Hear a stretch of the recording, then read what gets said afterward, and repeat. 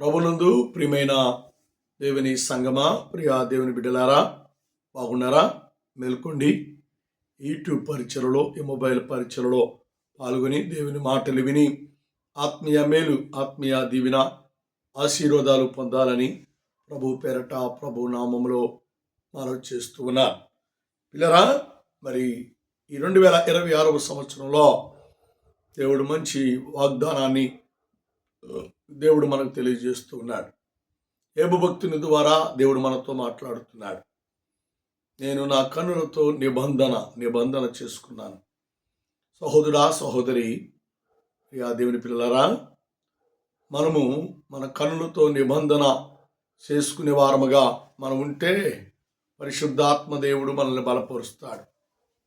నిబంధన చేసుకున్నటువంటి దేవుని పిల్లలముగా దేవుని వైపు మనం చూడాలి. లోకం వైపు మనం చూడకూడదు. శరీర కార్యముల వైపు మనం చూడకూడదు. సాతాను సంబంధమైన కార్యముల వైపు మనం చూడకూడదు.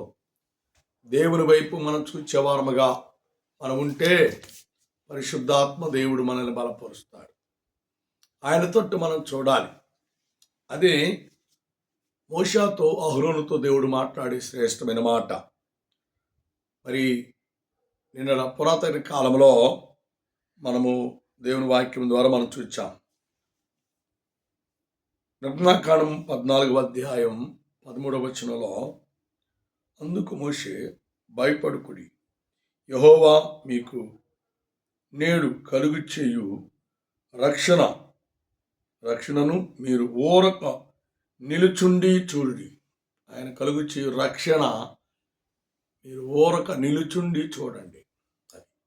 ఆయన మనకు రక్షణ అంటే ఫరో సైన్యము నుండి, ఎర్ర సముద్రం యొక్క భయంకర ఉపద్రవము నుండి ఆయన మిమ్మల్ని రక్షిస్తాడు.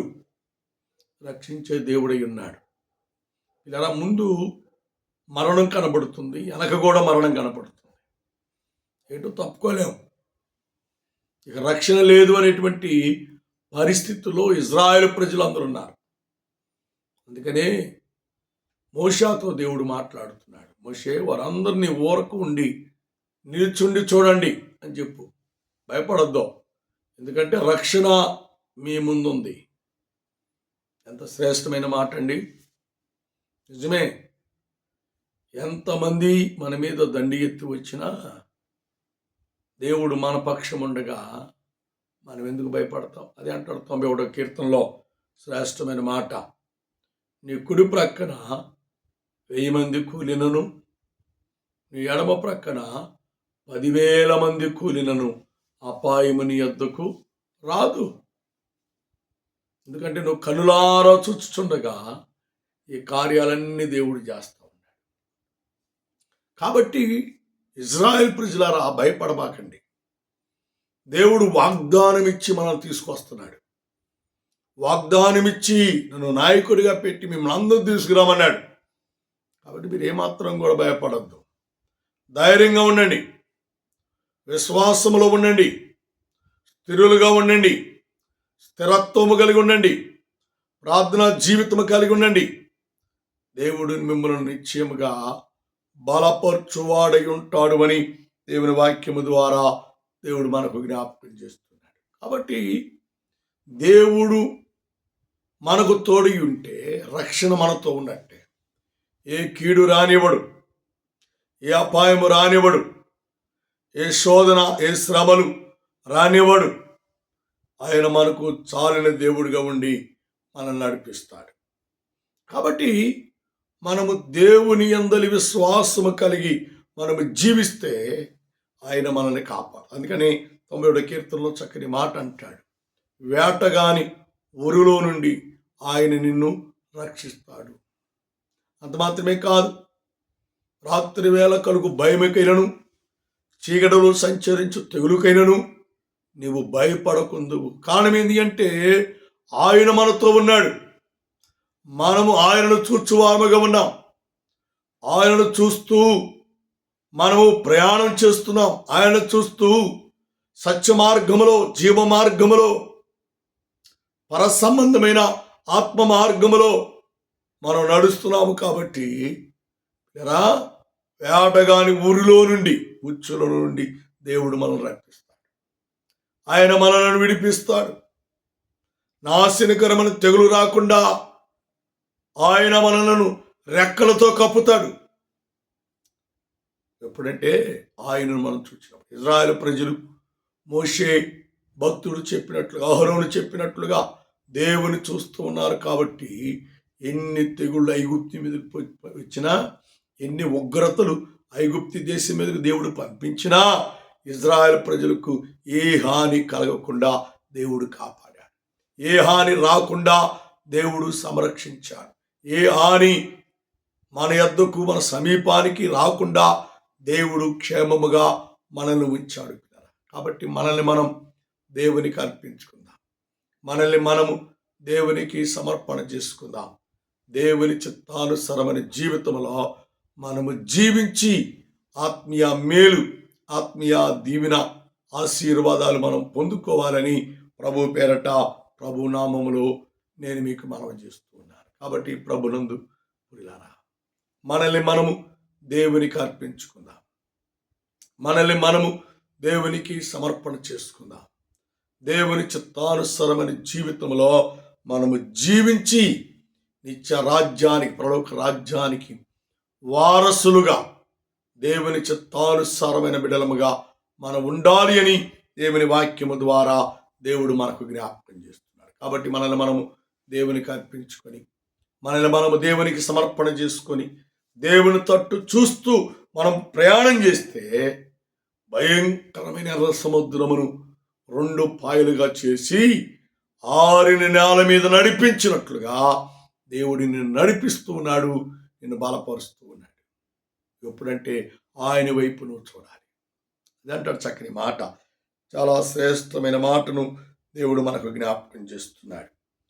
మీకు నేడు కలుగు చేయు రక్షణను మీరు ఊరక నిలుచుండి చూడుడి.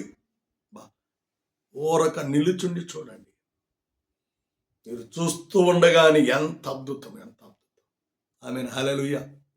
పిల్లరా, ఇప్పటికీ ఆ ఎర్ర సముద్రము 2 పాయలుగా చీలిన ఆ అద్భుతాన్ని ఇప్పటికీ శాస్త్రజ్ఞులు, పరిశోధకులు, పండితులు, దేశ విదేశాలలో ఉన్నటువంటి ప్రపంచంలో మేధావులు పరిశోధన చేస్తూ ఉన్నారు. ఎవరికి అర్థం కాలేదండి. ఆరిన నేల మీద నడిచాడు. ఎర్ర సముద్రము ఎంత లోతుగా ఉండిద్దో లేరా, అంత నీరు కట్టబడిన గోడవలి నిలిచిపోయింది. దేవునికి స్తోత్రం, హల్లెలూయా.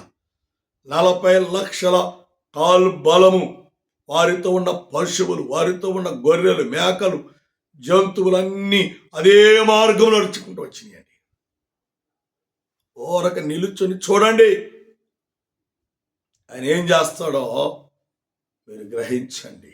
ఎంత గొప్ప దేవుడు. పురాతన కాలంలో నీ కుటుంబంలో, నీ బిడ్డల పట్ల, నీ సంతానము పట్ల, నీ మనవ సంతతి పట్ల, నీ మనవ సంతతి పట్ల ఆయన ఎంత కార్యాలు చేశాడు. ఎంత గొప్ప అద్భుతాన్ని దేవుడు చేస్తున్నాడు. ఎంత మహద్భుత కార్యాలు దేవుడు జరిగిస్తూ ఉన్నాడు. గ్రహిస్తున్నావా? నువ్వు ఊరక నిలుచుని చూస్తూనే ఉన్నావు. ఎన్ని కార్యాలు ఈ బిడ్డల పట్ల దేవుడు చేస్తున్నాడు. వారి చదువులో కానివ్వండి, వారి ఉద్యోగంలో కానివ్వండి, వారి ప్రయాణంలో కానివ్వండి, వారి వ్యాపారంలో కానివ్వండి, వారి పలు విధమైనటువంటి ఆలోచన దైవికముగా ఉన్నప్పుడు ఎన్ని కార్యాలు దేవుడు చేస్తున్నాడు. కురిగిపోతున్న సమయంలో, నలిగిపోతున్న సమయంలో, తల్లడిల్లిపోతున్న సమయంలో, నేను ఇంకా బ్రతికెందుకు, ఏమి ప్రయోజనం అనుకుని మరణానికి సిద్ధమవుతున్న సమయాలలో ఆ భయంకర ఉగ్రత నుండి ఎన్ని మారులు నీ ఇంటి వారిని దేవుడు కాపాడాడు. ఇవన్నీ నువ్వు ఊరక నిలుచుండి చూడు. ఎన్ని కార్యాలు, ఎన్ని అద్భుతాలు దేవుడు నీ పట్ల, నీ బిడ్డల పట్ల, నీ సంతానము పట్ల, నీ రక్త సంబంధికుల పట్ల, నీ తోబుట్టు వారి పట్ల దేవుడు జరిగిస్తూ ఉన్నాడు. ఎంత గొప్ప దేవుడు మంది. ఆయనకేమిచ్చి రుణం తీర్చుకోలేము. ఆయనకేమిచ్చి రుణం కూడా మనం తీర్చలేనటువంటి వారు. అంతటి గొప్ప కార్యాలు మన దేవుడు మన పట్ల జరిగిస్తూ ఉన్నాడు. కాబట్టి పిల్లరా, మనము దేవుని వైపు మనం చూచువారముగా ఉండాలి. దేవుని తట్టు మనం చూచువారముగా ఉండాలి. పాపి అయిన జక్కయ్య మేలు చెట్టు కూర్చున్నాడు. పాపి అని దేవుడు వదిలిపెట్టలా. పాపి అని జక్కయ్య ఎద్దుకు వచ్చి అన్నాడు, జక్కయ్య త్వరగా దిగి రమ్ము. జక్కయ్యను చూచాడండి దేవుడు. చెట్టు మీద కూర్చున్నాడు జక్కయ్య, ఎవరు కనపడకుండా. కానీ దేవుని కనులు జక్కయ్యను చూచిని, జక్కయ్య కనులు దేవుని చూచాయి. నేను పొట్టివాణ్ణి, నేను మరగుజ్జివాణ్ణి, జనములు ఆయన నేను చూడలేను. ఆయన కనులార నేను చూడాలి, కనులార నేను చూచి తృప్తి పొందాలి అనుకున్నాడు. కనులార యేసు వైపు చూస్తున్నాడు. అతని ఆశ, ఆసక్తి, అతని హృదయ వాంఛను దేవుడు గుర్తించి అతని వద్దకే వచ్చి అతను చూచి అన్నాడు, జక్కయ్య త్వరగా దిగిరమ్ము. ఎంత గొప్ప దేవుడు అండి మన దేవుడు. చూచాడు, జక్కయ్యను చూచాడు. దేవుడు జక్కయ్యను చూచాడు, జక్కయ్య దేవుని చూచాడు. కాబట్టి జక్కయ్య బ్రతుకు మారిపోయింది. జక్కయ్య స్థితిగతులు మార్చబడ్డాయి. అతను అంటున్నాడు దేవునితో, దేవా నన్ను చూచావు, నా హృదయము నా మనసు మారిపోయింది. ఎవరి దగ్గర అక్రమంగా తీసుకున్నానో వారందరికీ తిరిగి ఇచ్చేస్తాను.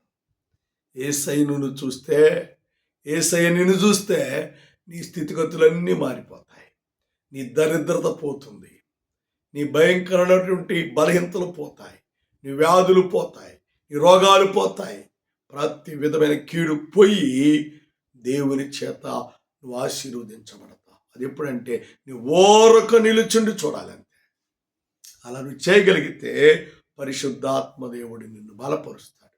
అలా నువ్వు చేయగలిగితే పరిశుద్ధాత్మ దేవుడు నిన్ను దీవిస్తాడు. మా సర్వమానవాళి లోకం వైపు చూచి పాపముల చేత, అపరాధముల చేత చనిపోతున్నారు. కాబట్టి చనిపోయే మానవులను, చనిపోయే మనుషులను బ్రతికించు నిమిత్తమై ఆయన కొరడా దెబ్బలు తిన్నాడు.